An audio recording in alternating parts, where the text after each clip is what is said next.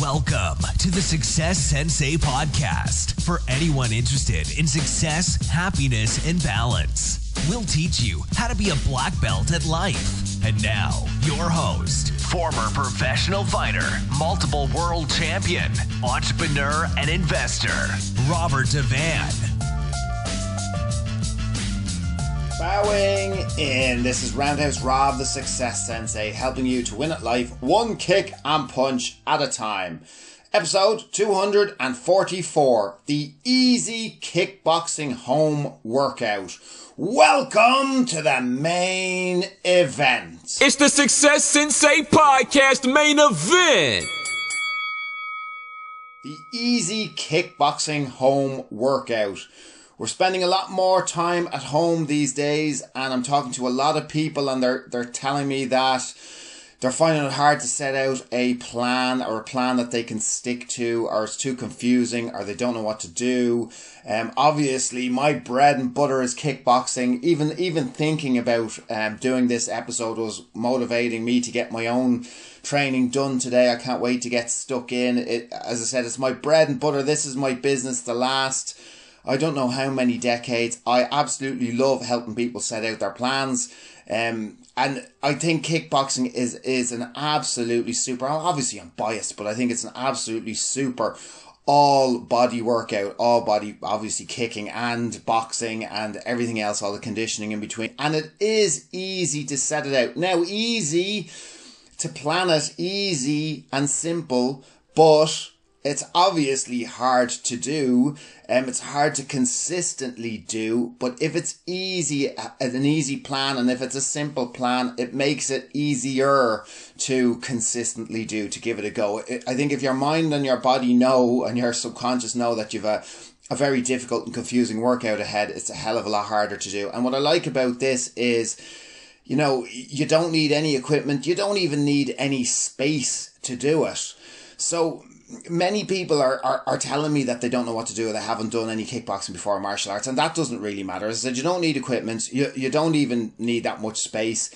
It can be indoor or outdoor. I mean, if the weather is really bad, it's probably going to be indoor. One of your questions that you're going to ask me is how often? And you probably don't expect a direct answer. You probably expect me to say, oh, well, you know, it depends on you, and it depends on your goals, and it depends on the environment. 3 days a week. That's the answer. 3 days a week. Monday, Wednesday, and Friday. As I said, let's keep this really simple and really easy. 3 days a week. Monday, Wednesday, and Friday. Now, that doesn't mean that Tuesday, Thursday, Saturday, you know, Sunday we'll be nice. We'll give you a day off on Sunday. Should you choose to take a day off. But that doesn't mean Tuesday, Thursday, Saturday you do nothing. You could do your walking, you could do your running, you could get your steps in, you could lift some weights, etc., etc. I mean, we are limited by 5 kilometers, but we're going to try to do this easy kickboxing home workout 3 days a week. Research, by the way, if there's any individual moves that you are unsure of, I've kept it as simple as possible, as generic as possible, so it's going to be perfect for all levels. But if you're unsure of any particular moves, or you need a little bit more clarification, message me anytime, or simply use YouTube. And the great thing about looking up the stuff on YouTube is that, you know, it constantly improves your technique, and it also keeps you motivated, because you can't help but watching some of the workout videos and then want to try it yourself. Make any changes you need, but keep it simple. Don't overcomplicate it. As I said, I don't mind what level you're at. Now, speaking of levels, if you're feeling old, bloated, stiff, or tired, just go at a manageable pace. Eventually, it will build up your fitness, your confidence, and your motivation, especially if you're doing it 3 times a week. If you're feeling pumped and on top of the world, then go all out in every round. Now, I'm proposing 10 rounds of 2 minutes. Amateur fights in competitions are 2 minutes. Not that you're training up for an amateur fight, regardless of whether you are or not. We're going to do 10 rounds of 2 minutes. And yes, there are no breaks. I want you to flow from one round to the next one. Now, what happens if you're out of breath or you're tired? Well, basically, you start each round at a slower pace and attempt to catch up while you're actually still active and you're actually doing something. So go at whatever pace you need and then build it up from there. So before you even start the 10 rounds, you need to do your own little bit of loosening up, your little bit of light stretching, or your own light warm-up. It could be 5 minutes, a little bit of loosening up, stretching, or light warm-up. This also helps you get into the proper headspace of you know, rather than going from 0 to 60, it gets you into the proper headspace of you're about to start your main workout. So make sure you do a little bit of loosening up, stretching, or light warm up. I think everybody has some kind of a routine they like to do. Again, if you don't, message me or have a look on YouTube, but keep it simple. Like rotations of your arms, rotations of your hips, rotations of your legs, few light stretches, etc, etc. Okay, round 1. Bounce on your toes. Similar to a fighter, when you're trying to keep your hands up, try to be in stance. You don't necessarily have to, if it feels totally weird having a stance and having your hands up, just keep your hands down by your sides and just bounce on your toes. Move, dance somewhat, jog on the spot. But basically what we're looking at slowly building up is footwork, getting your legs going, shake out.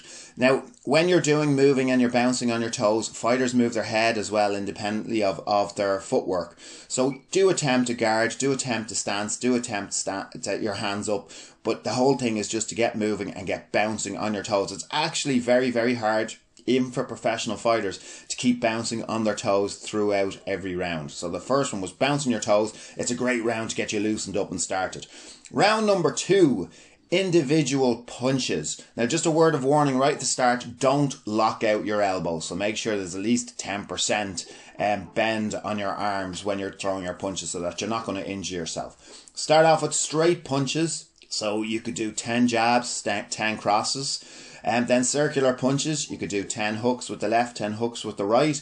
Now remember, hooks can be to the head and they can also be to the body, so you've just doubled up on punches right there alone. And then you have your uppercuts underneath as well, so 10 in each. Now you can switch sides and repeat on the opposite side and keep going until the end of the round. So do as many as you can, until as many repetitions until the end of the round. More than likely you'll just get one side done, then the other side done, and you'll probably, you know, the round will probably cancel out before you've even gotten through all those, and that's grand. Round number 3, press ups. Yes, they can be on your knees or not. Pace yourself, breathe.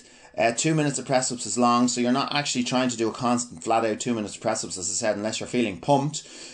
So take your time, pace yourself. You just want to do as many as you can without, you know, killing yourself for 2 minutes, which is a hard enough task if you don't pace.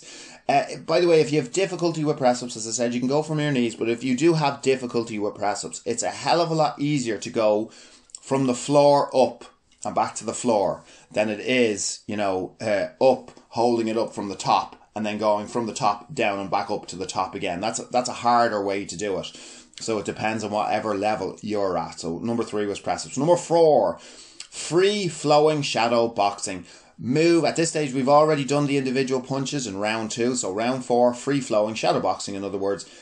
Again, keep your movement going. Try to keep your hands up. Try to keep your head moving. Try to keep on your toes. And any combination, have fun with it. A jab into a hook, a jab cross into a front hand hook, uppercut into a hook, multiple punches, double up on punches, fake punches. It doesn't matter, but stick with boxing.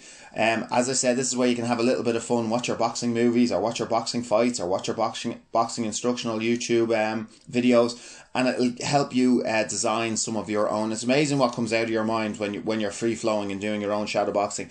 Your body and your hands will eventually do things that bypass your brain. Your brain didn't even tell them to do, and you'll surprise yourself with a bit of practice. Number 5, abdominal exercises. Which ones do you like? They're the ones that you should do. If you don't like any and you need a little bit of input, well, basically, the general will do any, but generally, you start with lower abs first, because, you know, they're the hardest ones and the quickest ones to fatigue. So you do lower abs first, you do the sides of the lateral obliques next, and then you do your upper abs.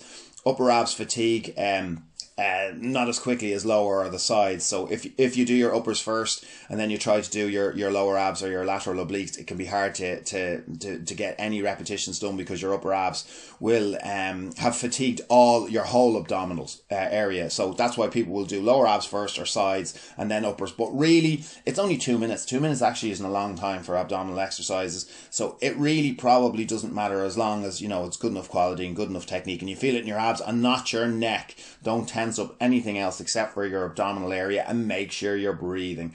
Again, do a little bit of research if you need to do it. Round 6 is individual kicks, or you could even put in leg swings if you really weren't confident with individual kicks. But the most common being front kick, 10 on each leg, roundhouse, 10 on each leg. I mean, that people can find roundhouse kicks hard in the air without hitting anything, so you don't have to do it, or you can modify it just off your front leg. Is a little bit easier than a follow through, which might make you dizzy. Side kicks are easy enough from a static position, and knees as well, you can put those in. Now remember, 10 of each on one stance, so left leg forward, then 10 of each on the opposite side. That's going to take you to the 2 minute mark. If it doesn't, just repeat again. Number 7, round 7, squats. So we've been working on legs, now we're hitting the squats. Adjust your foot position and the width of your stance to suit your squat. Everyone's squat position is totally different from everybody else. So whatever way you have to adjust your feet and the width of your stance to make sure that it's not hurting your hips, or it's not hurting your knees, or it's not hurting your back, that you're literally just feeling it on your thighs. Make sure your back is straight. If squats are a serious problem for you, remember you could simply do a static squat against the wall and hold it for 2 minutes in a 90-degree angle if possible. Round number 8, free flowing shadow kicking.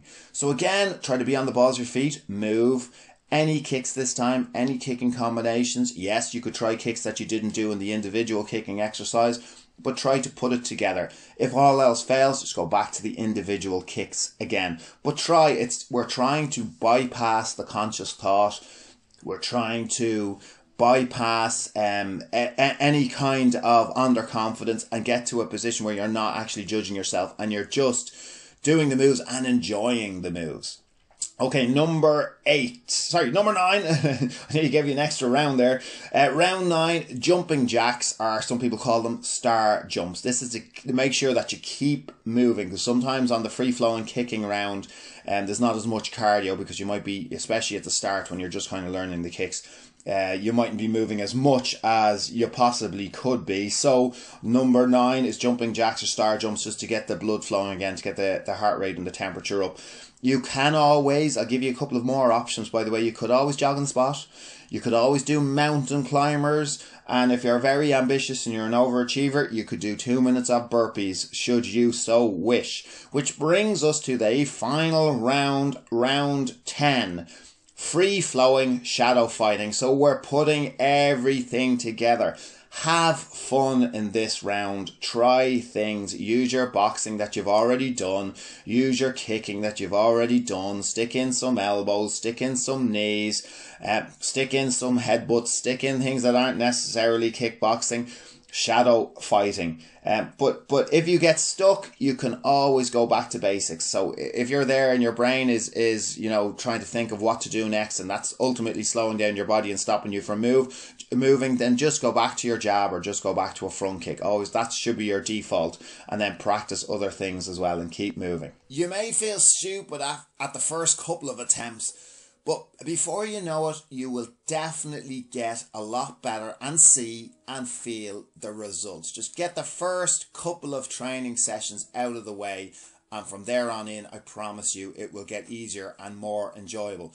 I'll go through the 10 rounds again. Round 1 was bounce on your toes, keep moving. Round 2, individual punches. Round 3, press-ups. Round 4, free-flowing shadowboxing. Round 5, abdominal exercises. Round 6, individual kicks or even leg swings. Round 7, squats. Round 8, free-flowing shadow kicking. Round 9, jumping jacks or star jumps, some people call them. And round 10, free-flowing shadow fighting, all in. If I haven't explained or described anything enough, message me. If you need help with it, message me. You can get me anytime through thesuccesssensei.com. Thank you for listening. I'm Roundhouse Rob, the Success Sensei. Life is a fight you can enjoy and win. Bowing out. This has been the Success Sensei, fighting the winning fight. So add us, subscribe, like, and comment. Keep those hands up and keep moving forward.